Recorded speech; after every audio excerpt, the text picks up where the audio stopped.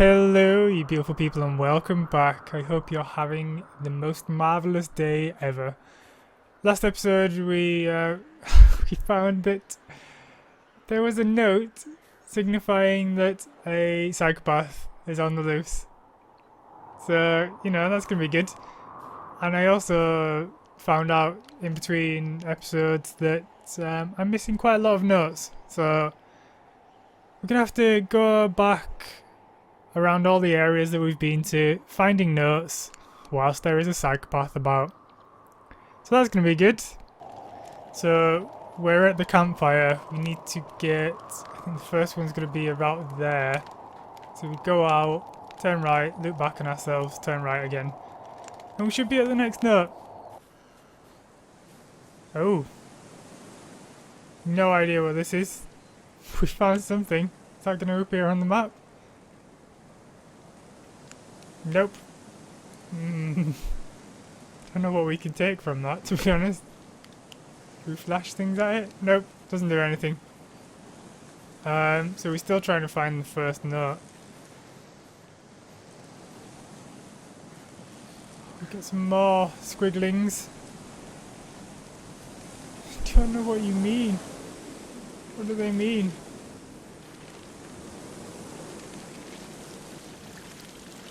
Oh, right, we found the first note.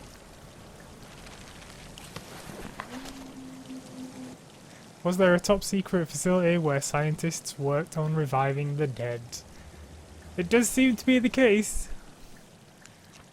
Right, so they found a site and it got torn to the ground, signifying that there was something not too good happening there. On to the next note. Oh, we found another one. We are near the spiky tree. So it's somewhere there, or there. No idea. We set off quite late today. I think everyone heard something at night, but they are afraid to admit it. I walked around the tents, but didn't notice any tracks. We didn't talk too much. We barely hiked 2.5 miles. We got the impression that something clearly changed around us. I felt someone was observing us, and I think the others had a similar feeling because they mentioned the hunter was heading in the same direction. We won't make it any further. I think we'll stay here. Is that the psychopath? Possibly. Right, where are we? So we're there. There is one there that we need to get to. So let's go do that.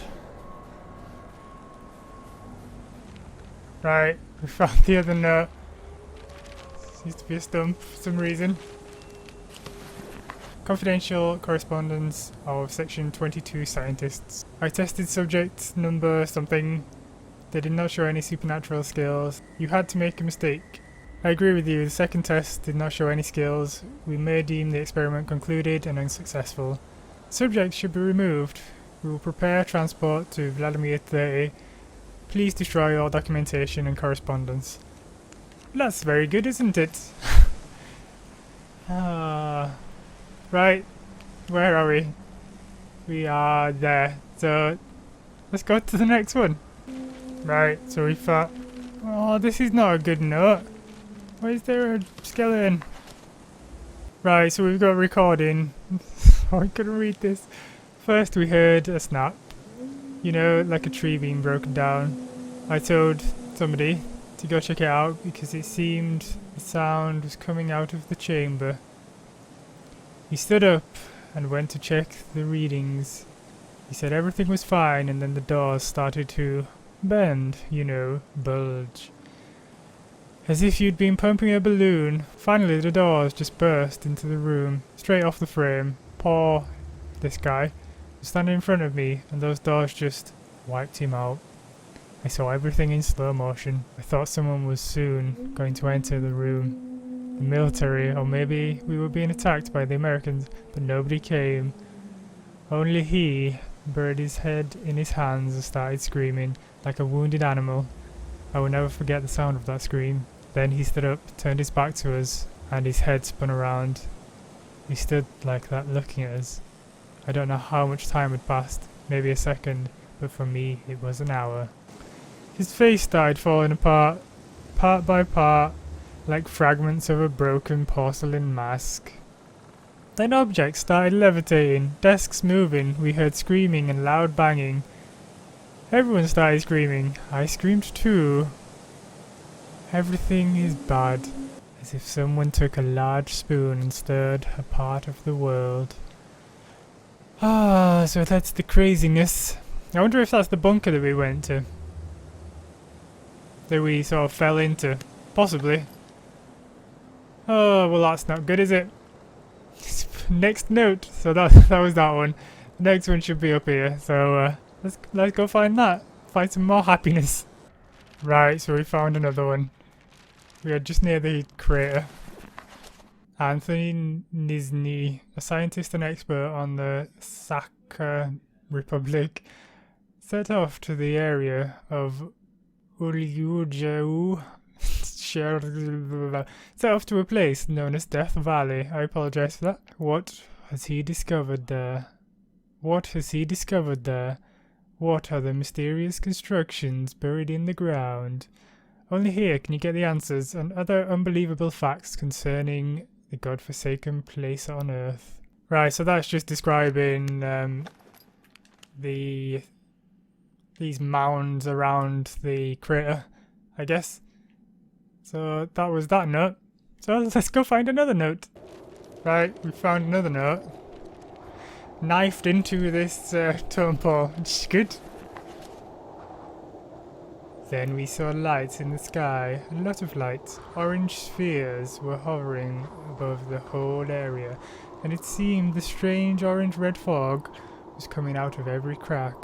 We saw a man who came out of that light. I remember I started shouting, and he came up to him. My Anton.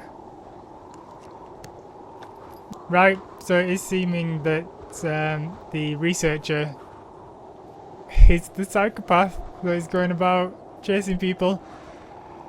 Better find some more information. So that one was there. So yeah, I'll get back to you when I find another one.